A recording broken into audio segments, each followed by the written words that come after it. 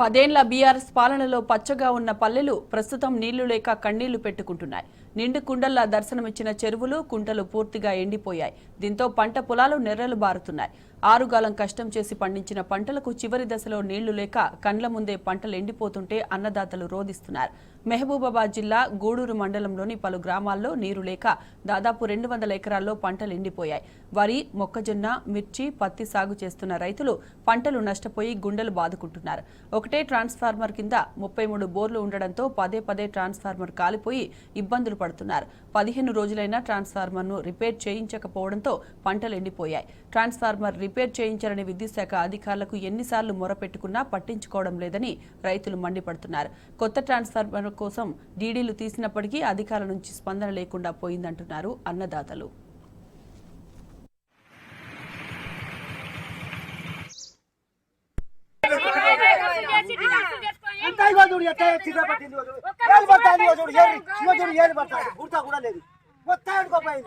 మూడు ఎకరాలు అక్కడికి చూడు చూడు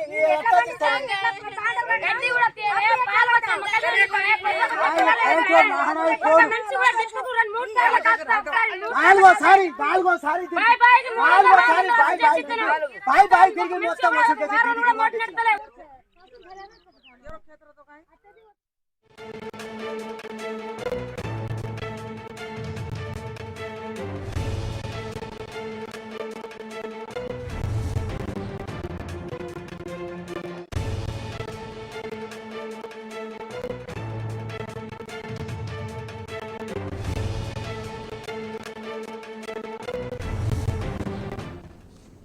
పంటల సాగు కోసం తీసుకొచ్చిన అప్పులకు వడ్డీకి వడ్డీ చక్రవడ్డీ రూపంలో పెరుగుతుందని, మరోవైపు కళ్ల ముందే చేతికొచ్చిన పంట ఎండిపోతుందని రైతులు ఆవేదన వ్యక్తం చేస్తున్నారు. తెచ్చిన అప్పులు కట్టలేక ఆత్మహత్యలే శరణ్యమంటూ ఎండిన పంట పొలాలను చూసి గుండెలవిసేలా రోదిస్తున్నారు. గత ప్రభుత్వ పాలనలో హాయిగా వ్యవసాయం చేసుకున్న తమకు కాంగ్రెస్ ప్రభుత్వ హయాంలో దినదిన గండంలా గడుస్తోందని ఆవేదన వ్యక్తం చేస్తున్నారు.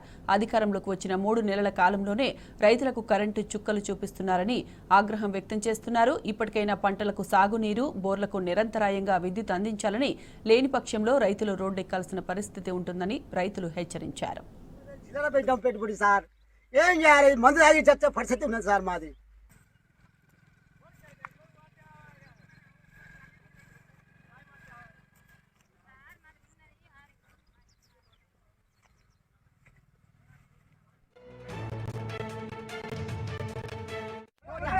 మందు తాగి చావాలా?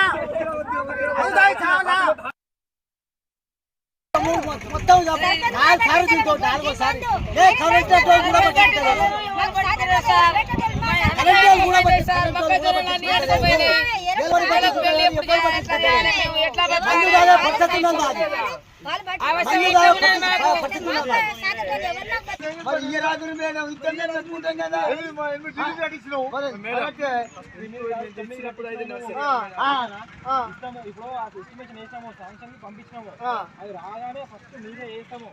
చెప్పట్లే.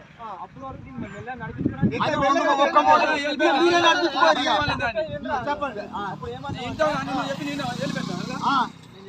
ఇట్లా ఇంకో బాయ్ బాయ్కి తిరిగిండు సారు అడుగు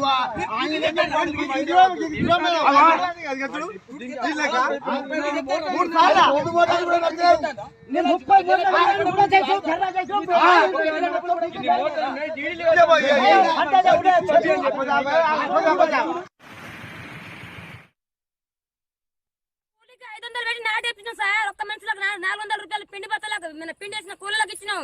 మొక్కజొన్నకు వేసినప్పుడు పిండులకు కూలీలకు తీసుకొచ్చి ఇది మాకు న్యాయం ఏం చేస్తారో సార్ మీరే చేయండి.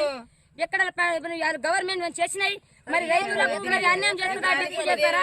వాళ్ళు డ్యూటీ చేసిన సార్ చేస్తారా? డిపార్ట్మెంట్ లో చేస్తారా? మరి మాకు గట్టియాలి. ఇది మేము తీరకొచ్చి పెట్టడానికి మాకు ఆగం అయిపోయింది, ఆహ్నం అయింది. కరెంట్ వాళ్ళ మరి డిపార్ట్మెంట్ కరెంట్ కాదు కదా, ఏరటోళ్ళ మాకు 2 డిపోలు రావాలి, ఇది నడుస్తుంది. మళ్ళీ అదే డిపో ఉంటే మళ్ళీ అక్కడనే ఉంటది, మేము ఆడనే ఉంటాం, మళ్ళీ అక్కడ ఆఫీస్ కాడనే ఉంటాం. అప్పులు తీసుకొచ్చి పెట్టినాం. అప్పులు 6 నెలలు 110 తెచ్చినాం సార్. 110 తీసుకొచ్చి మేము ₹110 తీసుకొచ్చి 6 రూపాయలు డీడీ కట్టినా మేము. అవి అప్పు ఎట్లా కట్టాలి? మరి అవి ఏం తీరుతాయి? ఇప్పుడు ఏం తీరుతాయి? పంట పండుతున్నా కదా అప్పు అది 1500 కాదు, క్వింటా 7 రూపాయలు కూడా, క్వింటా క్వింటల్ కూడా లేరు ఇప్పుడు జొన్నలకు కూడా. కొంటారు ఎవరైనా? మంచి జొన్నలకే కొంటారు లేరే. కడతానే వాళ్ళకు మొక్క జొన్నలకు మంచి తిన్న జొన్నలకే 2 కింద పోతలేదు. మా పాలు వచ్చిన జొన్నలు ఎక్కడ ఎండిపోయినాక ఏం కొంటారు అటు? ఏం కొనలేరు. 4 గింజల కింద పోతాయి. మేము ఎవరు పోతాం? వాళ్ళు ఎవరు సాస్తారు? మా పిల్లల పరిస్థితి ఏంది? మా పరిస్థితి ఏంది? మేము ఎట్లా బతకాలి? మా అప్పులు ఎట్లా కట్టుకోవాలి? పైసలు ఎక్కడి నుంచి డిప్పు వస్తా అంటేనే మా పొలాలు ఎక్కడెక్కడ ఎండిపోతున్నాయి, మొక్కలు ఎండిపోయినాయి. మాకు ఇస్తా అంటే ఇప్పుడు ఒకటే డిప్పు అంటారు. ఇప్పుడు ఒక డిప్పుతో మోటార్ నడవాయి, మళ్ళీ అదే సంత ఇస్తారు. ఇదే ఇబ్బంది ఉంటాయి. మేము తెల్లగా పోవుడు, మళ్ళీ ఆడ పోయినప్పుడు మళ్ళీ కరెంట్ పోవుడు, ఇదే సార్ ఇప్పుడు ఇదే ఇబ్బంది మమ్మల్ని అయితే. మేము సావాలన్నా బతకాలన్నా 2 డిప్పులు వస్తేనే రాని, లేకపోతే ఆ డిప్పు సంగతి ఏదో మేము అందరూ సత్తాం తండ. ఈ డిప్పు కింద ఎన్ని మోటార్లు ఉన్నాయి, అందరూ పోయి ఆఫీస్ కాడనే ఉంటాం. నీళ్లు లేవు. ఇదే కథ 33 మోటార్లు ఆడబోతుంది. ఇదే మళ్ళీ మొదలుకు వచ్చిన కథ మళ్ళీ వస్తుంది. డిప్పు వస్తే నెల రోజుల కాంచి సంత అవుతాను. ఎక్కడెక్కడ ఎండిపోయినాయి సార్. మాకు ఇబ్బందిగా ఉన్నాం, మేము బతకలేము. ఇది గవర్నమెంట్ అని అన్నారు సార్. గవర్నమెంట్ పద్ధతి వచ్చింది సార్. ఈ వచ్చిన కాడ నుంచి ఇప్పుడు ఎన్ని అంటే ఒక నెల అవుతుంది సార్. నెలల కాడ నుంచి అప్పుడు ఎప్పుడో మాకు కాలనీలు వచ్చేది, కాలనీలు కట్టుకున్నది. ఇప్పుడు కాలనీలు బంద్ అయింది సార్. కాలనీలు బంద్ అయింది కాడ నుంచి మేము గవర్నమెంట్లో పోయి ఆఫీస్ కాడ పోతే మేడం సార్లకు అడిగితే సార్ కూడా పట్టించుకోలే, మేడం కూడా పట్టించుకోలే. ఇప్పుడు వచ్చిన గవర్నమెంట్ కాడ నుంచి మేము అడిగినా కూడా ఎవరు పట్టించుకుంటలేరు సార్. ఇక అంతా రైతులు మేము రోడ్డు ఎక్కి మాడుగుడు చేసుడు అడిగినా కూడా మాకు వాళ్ళు పట్టిస్తలేరు సార్. మీరు ఏమైనా చేయండి, మా కాడ దయచేసి మా కాడ మాట్లాడవద్దు, మాకు అనేవద్దు అని అంటాడు సార్. ఎక్కడంటే మేము మన గురుడు మండలంలో సార్ మొన్న పోయి ఆడోళ్ళు మొగోళ్ళు పోయి మాట్లాడినప్పుడు ఆడోళ్ళు మొగోళ్ళకు మీరు బయట పోయి నడి మాట్లాడాలి, ఈ ఆఫీస్లో మాట్లాడవద్దు, ఏ చీకాకైనా మాకు పెట్టవద్దు. మీకు ఎవరికైనా డబ్బు బంకు ఉన్న డిప్పు ఉన్నదో ఆ డిప్పు తీసుకొచ్చి డిప్పు పెట్టుకుంటారు, కానీ దయచేసి మా ఆఫీస్ కాడ మాట్లాడవద్దు అని మేడాలు మాట్లాడుతుంటారు, సార్ మాట్లాడతారు. మోటార్ అన్నీ గాలిపోయింది సార్. మాకు తాగడానికి నీళ్ళు లేవు సార్. మాకు మళ్ళీ పన్నాలకు కట్టడానికి కాలువ నీళ్ళు కూడా లేదు.